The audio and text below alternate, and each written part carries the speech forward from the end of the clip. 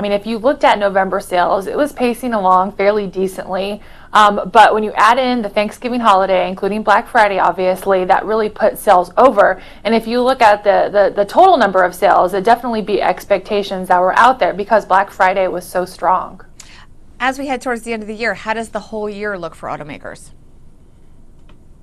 It looked like it's going to be a good year. I mean, we're going to see good growth. I mean, we're getting really close to where we were pre-recession, which is, of course, what everyone wants to return to.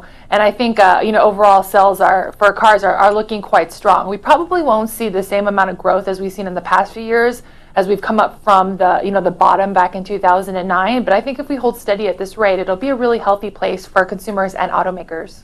And that brings up the point of how sustainable is this really? I mean, a lot of the gains that we've seen have been attributed to pent-up demand. I mean, all these numbers, for example, were better than expected, but the stocks of the major automakers, for the most part, are down today. What do you think is going on, and what is the outlook? I mean, can they really sustain this pace? Mm-hmm.